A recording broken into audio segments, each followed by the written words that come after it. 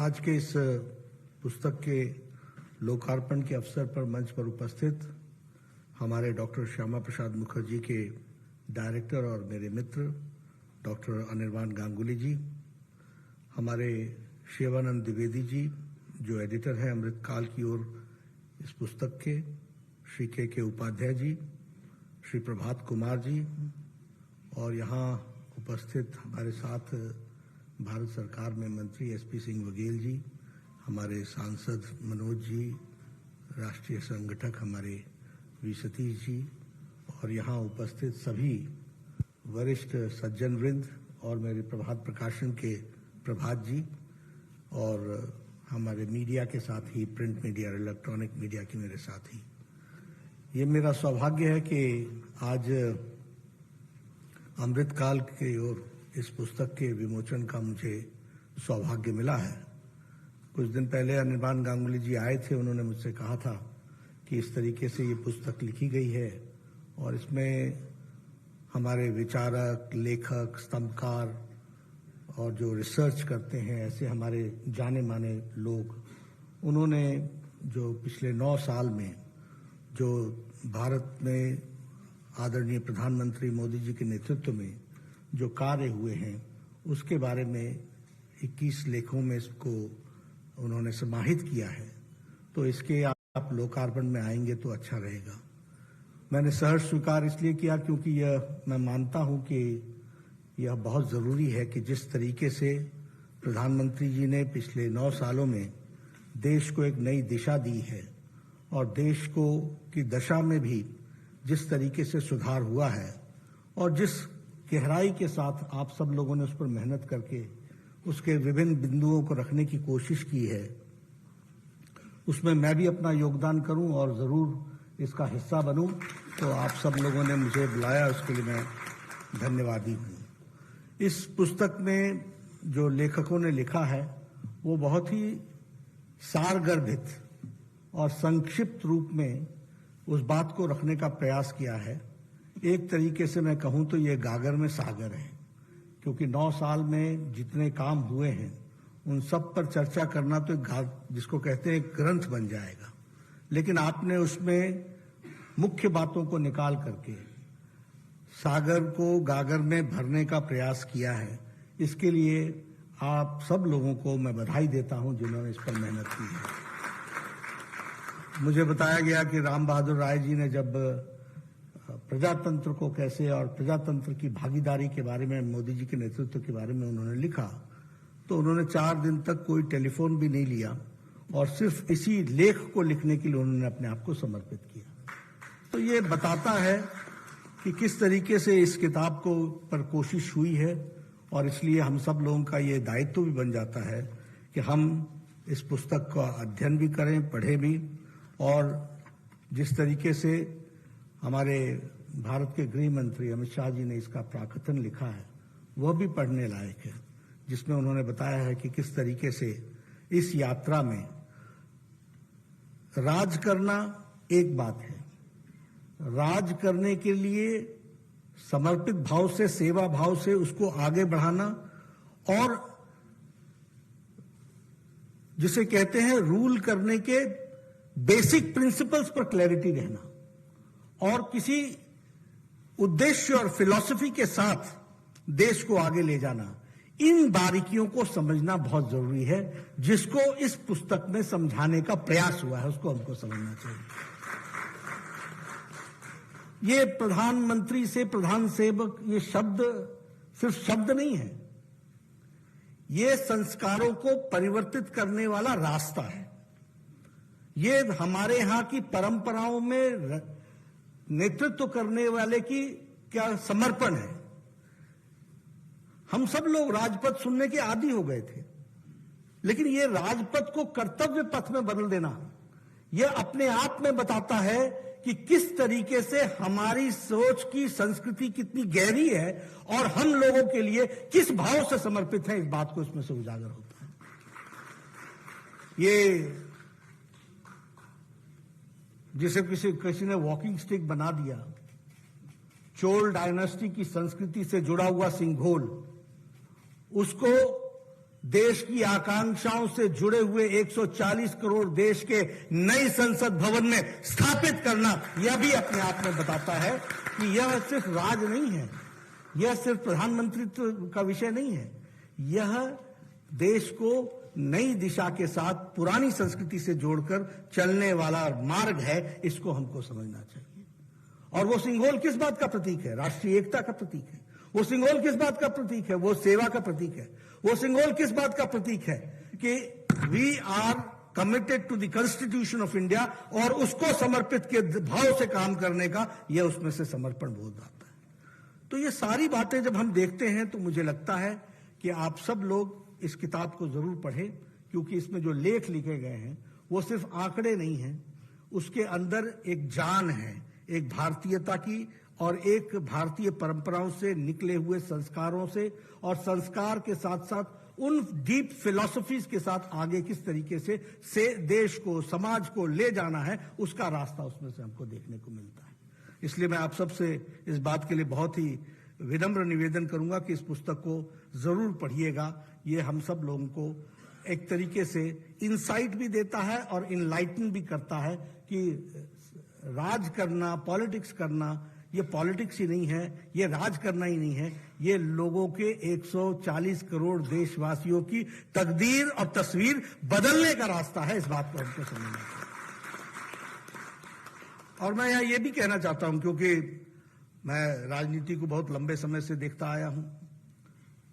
एक एरा है 2014 से पहले का, 2004 से 2014 का, और एक है 2014 से आज 2023 तक को देखने का। जमीन आसमान का अंतर। भारत की मानसिकता में यह बैठ चुका था कि देश ऐसे ही चलेगा, कुछ बदलने वाला नहीं है, भ्रष्टाचार सब जगह होगा, हम ऐसे ही चलेंगे, हम कोई सुधरने वाले नहीं हैं। यह मानसिकता के साथ देश की मानसिकता बन गई थी। हमारी गिनती करप्ट स्टेट्स में गिनी जाती थी, देश को करप्ट नेशंस में गिना जाता था। आए दिन कोई न कोई फ्रॉड और एक स्कैंडल, एक स्कैम दूसरे स्कैम से आंकड़ों में एक लंबी छलांग लगा करके खड़ा दिखता था। अगर ये कोई 200 करोड़ का हुआ है तो 500 करोड़, ये 1000 का हुआ है तो 5000, ऐसे इस तरीके से आए दिन स्कैम्स हम सबको देखने को मिल रहे थे। और नेतृत्व में पता नहीं चलता था नेता कहां है, प्रधानमंत्री कार्यालय नेतृत्व कर रहा है या 10 जनपद कर रहा है, पता नहीं चलता था।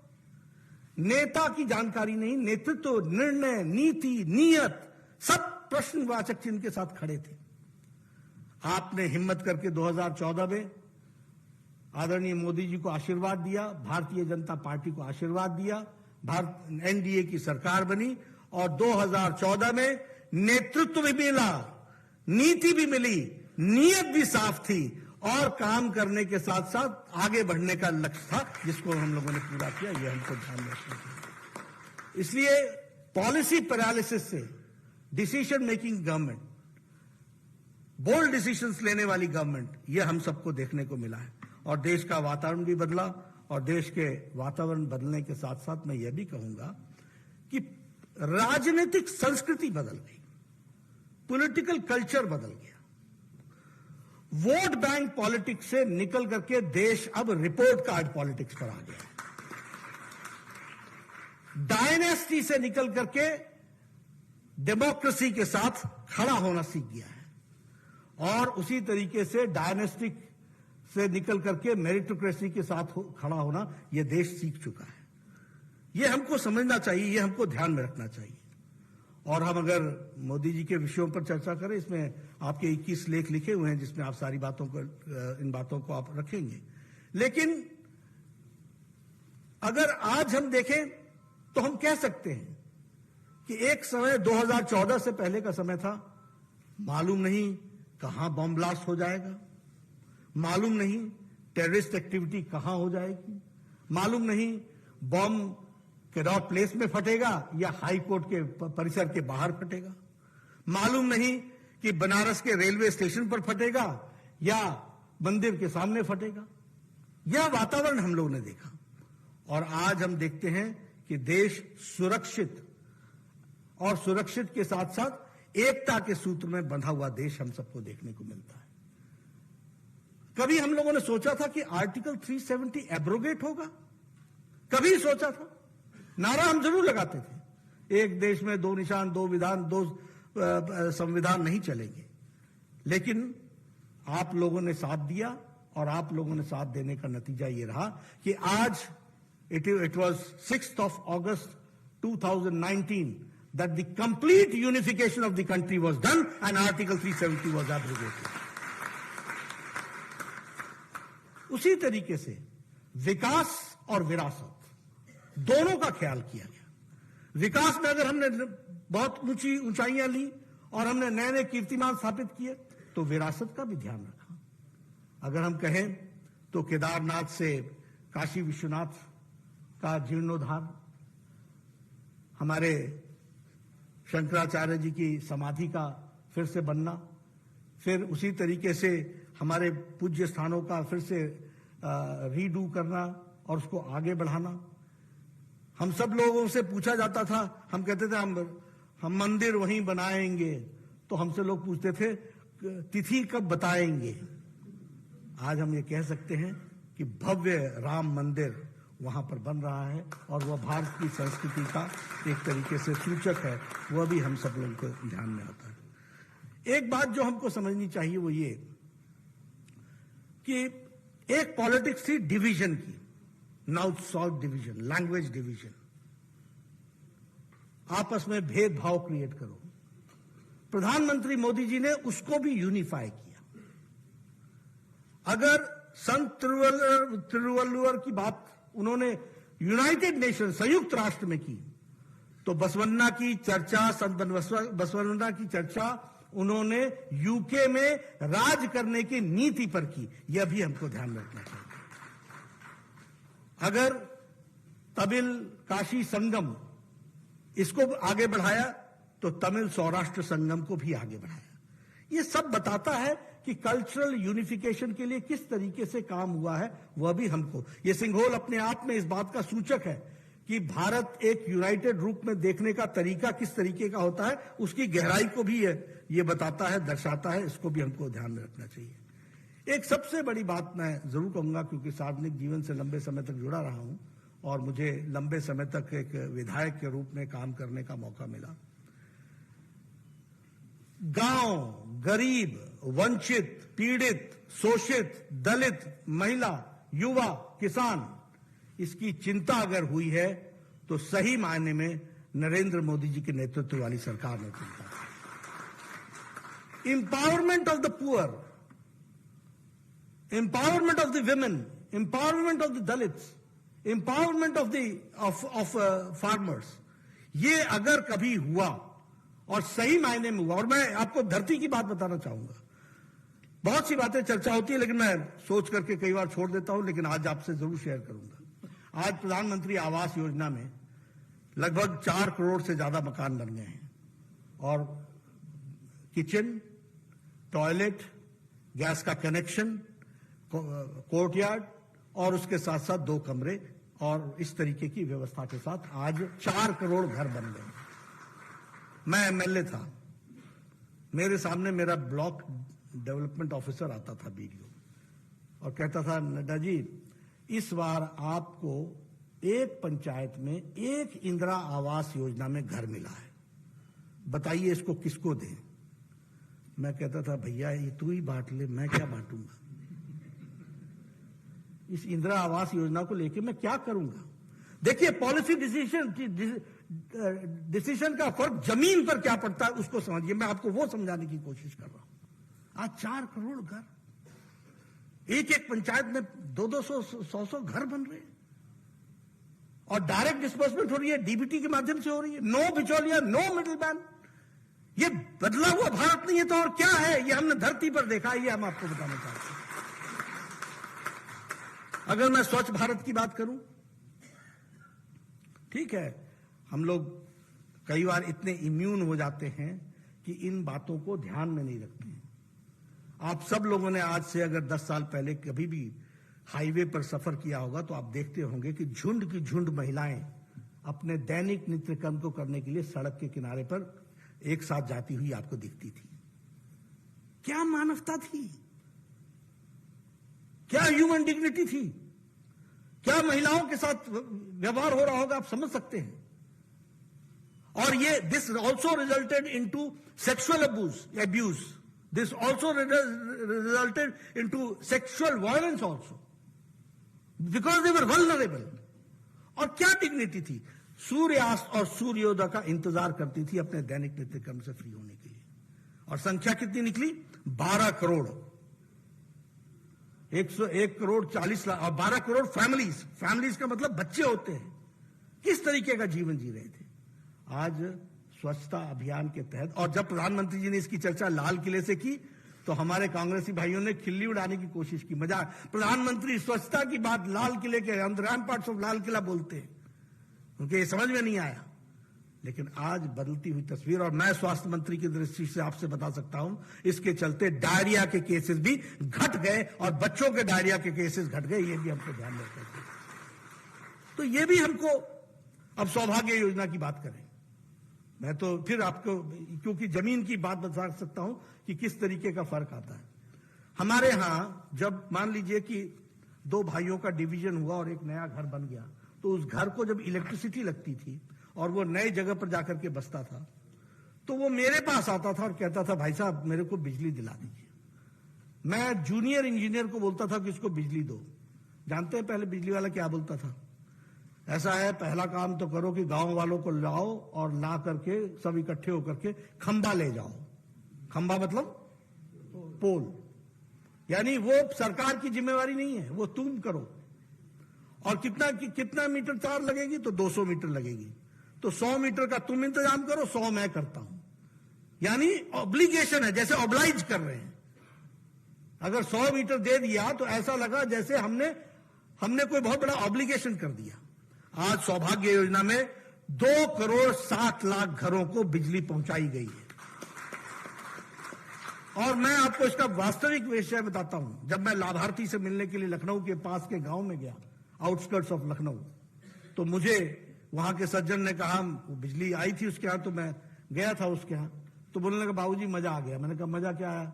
बोला दोपहर को फॉर्म भरा है और शाम को बिजली आ गई है, ये फर्क आया है, ये हमको समझना। हर घर नल हर घर जल, 1.8 करोड़ लोगों को घर और जल दिया गया है, उनके घर में टैप वाटर पहुंचाया गया है। मैंने वो तस्वीर देखी है जब हमारी महिलाएं एक साथ इकट्ठा होकर के सुबह 20 के झुंड में, 30 के झुंड में, एक एक 2-2 घैले लेकर के 1.5 किलोमीटर नीचे उतरती थी पहाड़ से, और पानी लाने में 4 घंटे 3 घंटे लगते थे, सिर्फ पानी लाने में। ये भी हमने तस्वीर देखी है। और आज मैं वो तस्वीर देख रहा हूं कि 8 करोड़ 80 लाख लोगों के घर में नलके लग चुके हैं। ये फर्क हम देख रहे हैं, ये है जमीन का फर्क। मुझसे कई बार मजाक में लोग आके बोलते मुझे क्या मिला, तो मैं कई बार उनको बताता हूं, पूछता भी हूं कि बता आज से 10 साल पहले, 5 साल पहले बावड़ी में नहाने जाते थे कि नहीं? बोले हाँ जाते थे। बाल्टी लेके जाते थे कि नहीं? कितनी दूर थे बावड़ी? तो जी वो तो 20-25 मिनट तो लग ही जाता है। तो 20-25 मिनट जाना, 20-25 मिनट आना, और साथ में पानी भी लाना, और फिर धूप में वापस आना, और फिर पसीने में नहा लेना। यही नहाते थे ना तुम? बोले हाँ ऐसे ही नहाते थे। आज मैंने कहा तुम्हारे घर में कितने बाथरूम है? बोला हर कमरे के साथ लगभग एक बाथरूम तो है ही। तो ये हर घर जल, और जल के साथ पानी की व्यवस्था करना, इससे कितना बड़ा व्यक्ति को फर्क पड़ा है, यह भी हम लोगों को समझना चाहिए, यह भी हम लोगों को ध्यान में रखना चाहिए। आयुष्मान भारत के बारे में अगर मैं बात करूं, हम जब हेल्थ मिनिस्टर थे तो चर्चा होती थी health coverage, universal health coverage. एक बहुत बड़ा नारा दुनिया के, मतलब वर्ल्ड हेल्थ असेंबली में जाओ तो कोई भी मिलेगा तो बोलेगा what are you doing about health coverage, universal health coverage. जैसे ये एक विषय है जिस विषय में हमको काम करने की जरूरत है, और हम समझते भी थे। लेकिन हमें खुशी है और हम अपना सौभाग्य मानते हैं कि प्रधानमंत्री मोदी जी के पास जब मैं यूनिवर्सल हेल्थ कवरेज के लिए 1 लाख रुपए को लेकर के गया था, तो उन्होंने मुझसे कहा नड्डा थिंक बिग, और उन्होंने आयुष्मान भारत 50 करोड़ लोगों के लिए 5 लाख रुपए सालाना हेल्थ कवरेज की बात की। हमारे एमपी साहब बैठे हैं, हमारे मनोज जी बैठे हैं। आज से आयुष्मान भारत के पहले हर एमपी चिट्ठी लिख रहा होता था प्रधानमंत्री जी को, इसका बाईपास होना है, इसका वाल्व बदलना है, इसकी किडनी का ऑपरेशन होना है, इसमें इतना पैसा खर्च होगा, कृपया अनुशंसा करने की कोशिश करें, कि कृपया अनुदान देने की कोशिश करें। हर एमपी चिट्ठी लिखता था। आज 50 करोड़ लोग, 10 करोड़ 74 लाख परिवार, 10 crore 74 lakh families, 50 crore people are getting 5 lakh health coverage every year for गंभीर बीमारियों के लिए ये इलाज किया जा रहा है। और किसको दिया गया है? ये कोई कास्ट पर नहीं किया गया है, ये बाय प्रोफेशन किया गया है, कास्ट सेंसस पर किया गया है। रेडी वाला, फेड़ी वाला, रिक्शा वाला, ठेले वाला, लिफ्ट मैन, रैग पिकर, बस का ड्राइवर, बस का क्लीनर, ये गरीब लोग जिनका कोई देखने वाला नहीं है, ऐसे 10 करोड़ 74 लाख परिवारों को आयुष्मान भारत से जोड़ा है। और आज हेल्थ कवरेज की दृष्टि से हम आगे बढ़े हैं, ये भी हमको समझना चाहिए, जानना चाहिए। कोरोना की बात करें तो मैं बड़े फख्र के साथ ये कह सकता हूं कि इंडिया ने कोरोना मैनेजमेंट, मोदी जी ने दुनिया को एक प्रोग्राम के तहत बताया कि किस तरीके से पेंडेमिक मैनेज किया जाता है। इसका उदाहरण है तो वो कोरोना मैनेजमेंट। दुनिया का हर देश विफल हुआ है इसमें, दुनिया का हर देश विफल हुआ है। अमेरिका जैसा देश ये तय नहीं कर पाया कि इकोनॉमी महत्वपूर्ण है या जान महत्वपूर्ण है।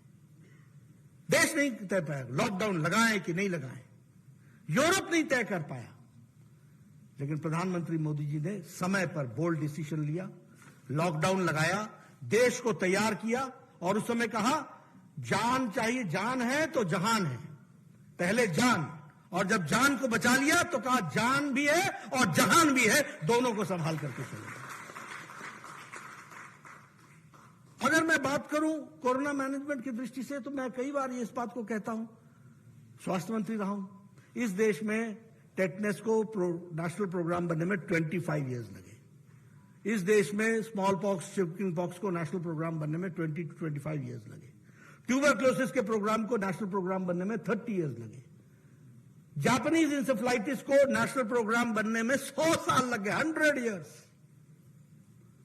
1906 में दवाई आई थी, 2006 में नेशनल प्रोग्राम बना, 2006। लेकिन कोरोना 2019 की जनवरी में, 2020 की जनवरी में पहला केस डिटेक्ट हुआ था। 2020 के अप्रैल में टास्क फोर्स बैठाया और 9 महीने के अंदर, 9 मंथ्स के अंदर एक नहीं 2 इंडिजिनस वैक्सीन बना करके दी। ये भी हमको ध्यान में रखना चाहिए। और जब मैं कोरोना की बात करता हूं तो मैं हमेशा कहता हूं सभी जगह देश ने, सरकार ने कोरोना लड़ा। हमारे यहां देश ने, मोदी जी ने देश के साथ मिलकर के कोरोना की लड़ाई लड़ी। ये ताली बजाओ, ये थाली बजाओ, ये दिया जलाओ, जो लोग उसका मजाक उड़ाते थे उनको ये पता नहीं चल रहा था कि देश को किस तरीके से मोदी जी ने साथ में खड़ा करके इसकी लड़ाई को आगे बढ़ाने का काम किया है। इस बात को हमको समझना होगा। जब उन्होंने एक टेस्ट के केस में एक दिन का कुछ समय के लिए कर्फ्यू लगाया, लॉकडाउन लगाया, वो देख रहे थे कि देश तैयार हुआ है कि नहीं हुआ है। और वैक्सीनेशन में ऑस्ट्रेलिया में, अमेरिका में, फ्रांस में, जर्मनी में वैक्सीनेशन के खिलाफ प्रदर्शन हुए हैं। यानी देश नहीं तैयार था वैक्सीनेशन के लिए। और ये देश, हमारा देश है, 100% से ज्यादा वैक्सीनेशन लगाकर 220 करोड़ का dose, double dose with booster लेकर के तैयार खड़ा है। ये फर्क है। आज भी 76% से ज्यादा वैक्सीनेशन अमेरिका में नहीं हुआ है।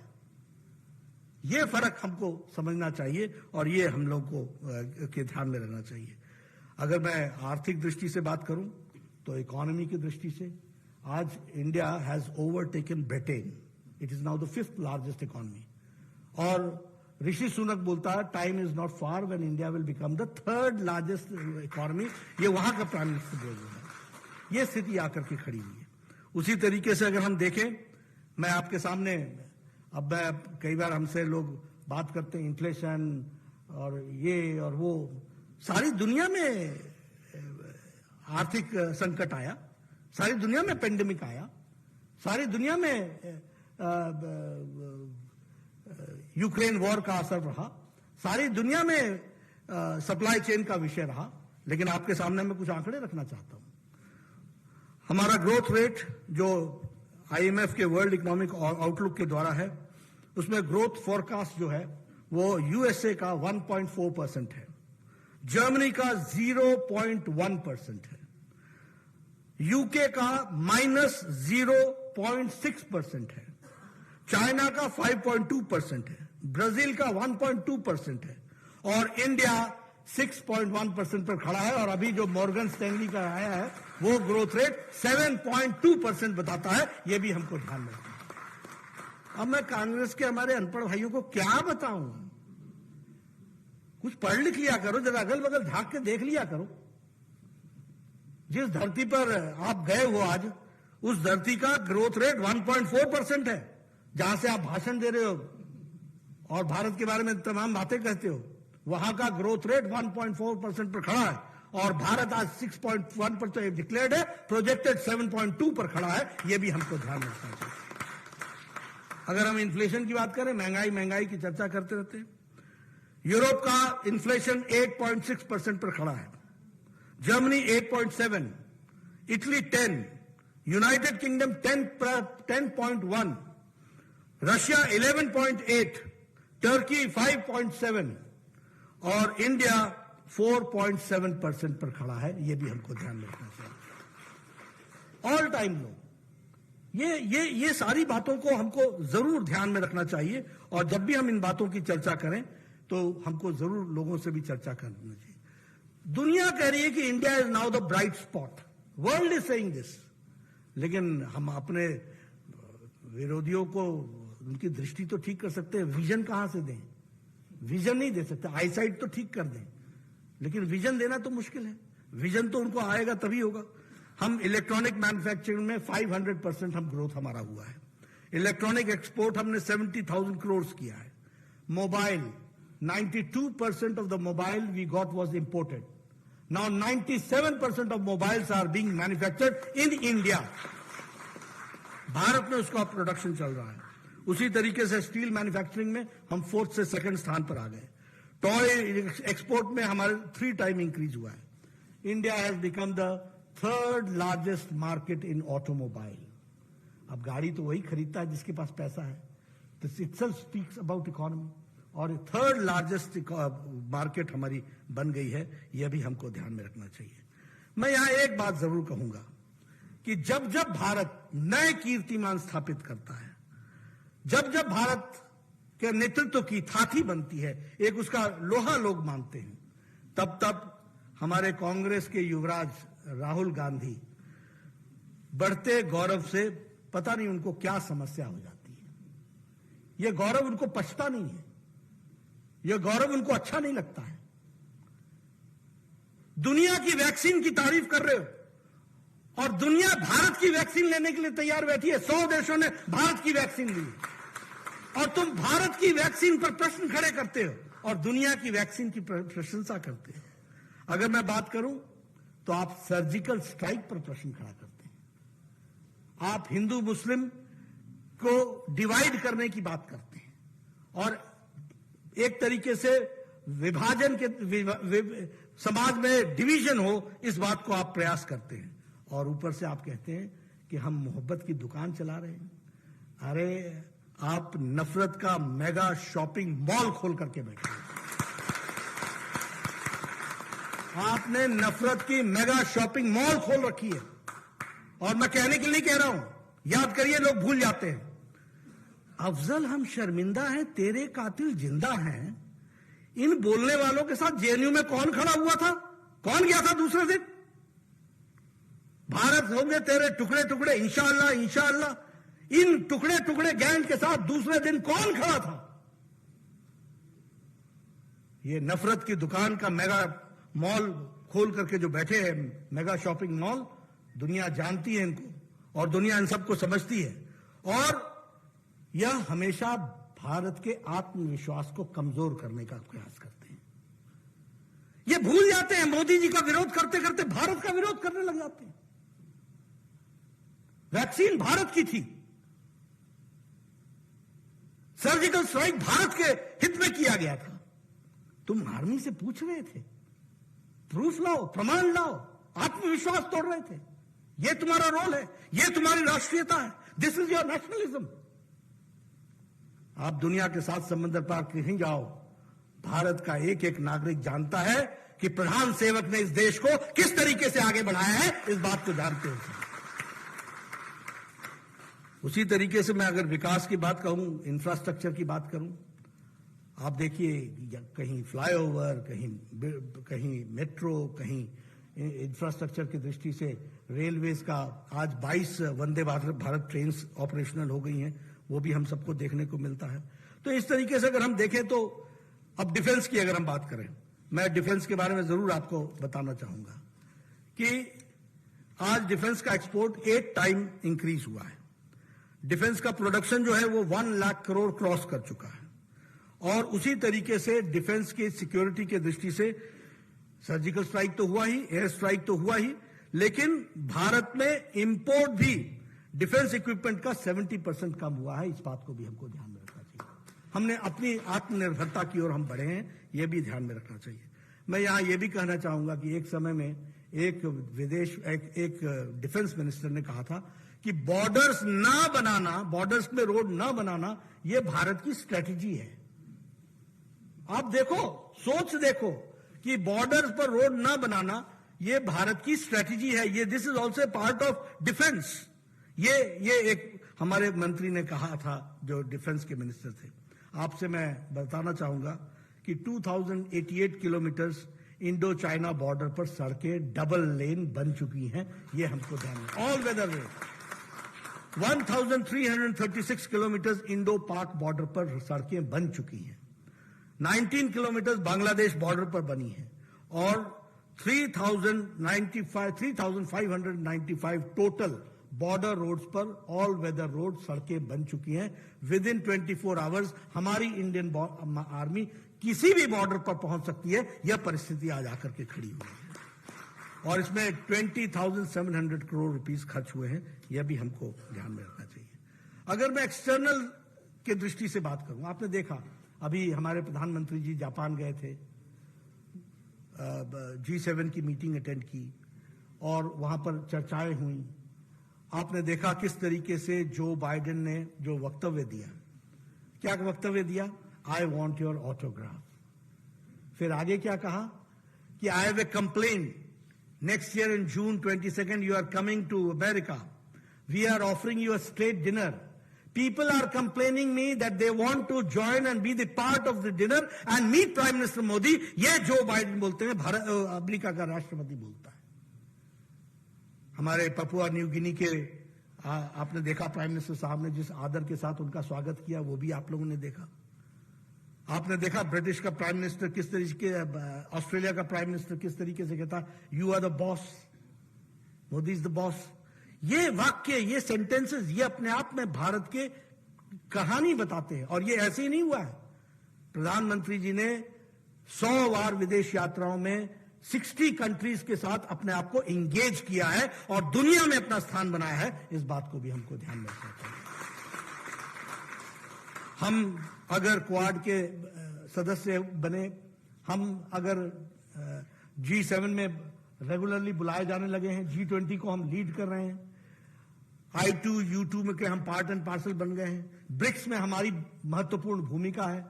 और सबसे बड़ी बात देखिएगा, मैं आपको बताऊं, जो लोग अंतर्राष्ट्रीय राजनीति को समझते हैं वो उनको यह समझना चाहिए कि मोदी जी के राज में ये जो अमृत काल की तरफ हम आगे बढ़ रहे हैं, D-hyphenation of India and Pakistan. D-hyphenation का मतलब क्या हुआ? दुनिया के जितने भी नेता आज से पहले चर्चा करते थे वो हमेशा एक वाक्य में कहते थे, India and Pakistan, India and Pakistan. आज दुनिया का कोई भी नेता इंडिया के साथ पाकिस्तान शब्द नहीं लगाता है। Now India is India and Pakistan is where it is. वो वही है जहां है। ये भी आप लोगों ने देखा।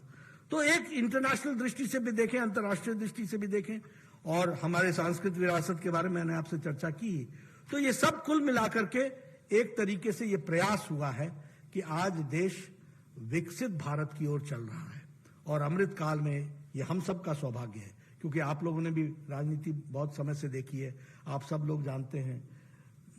मतलब मैं तो बिहार से आता, शुरुआती जो दौर हमारा वहीं गुजरा। यहाँ कुछ न बदलेगा, यहाँ कुछ न बदलेगा, ये वाक्य से शुरू होता था और हम सब लोग भी मान लेते थे कि ऐसा ही चलेगा, ऐसा ही चलेगा। आज विकसित भारत सपना देखता हुआ आगे बढ़ रहा है और वो हमारा लक्ष्य है। पुरानी गुलामी के सारे चिन्ह मिटा देने हैं और अपने इतिहास के गौरव को याद रखना है और एक साथ मिलकर के चलना है और अपनी जिम्मेवारी को निभाना है। ये 5 बातों को मोदी जी ने कहा है जिसको हमको आगे बढ़ाना है। मुझे पूरा विश्वास है कि आप सब लोग बुद्धिजीवी हैं, आप सब लोग, और हम देख रहे हैं कि वरिष्ठतम पत्रकार आज यहाँ पर उपस्थित हैं। आप सब लोगों ने इन बातों को अच्छी तरीके से महसूस भी किया है। आप सब लोग हमारे साथ इस यात्रा में 2014 के पहले भी थे और 2014 के बाद भी थे। आपको मैंने कुछ बातों की तरफ से ध्यान दिलाया है, जानकारी में तो आपके पहले भी था और आगे भी रहेगा, लेकिन हमारा यह जरूर कहना है कि it is a historical moment for us that we are part and parcel of this time when we are in the system। मतलब हम ये देख रहे हैं, ये इतिहास में नहीं देख रहे हैं, हमें इसमें अपना योगदान करने का मौका मिल रहा है। आइए हम सब लोग मिल करके इस अमृत काल को विकसित भारत की ओर ले जाने में अपना योगदान करें। आप सब ने मेरी बात सुनी, आपका बहुत बहुत धन्यवाद।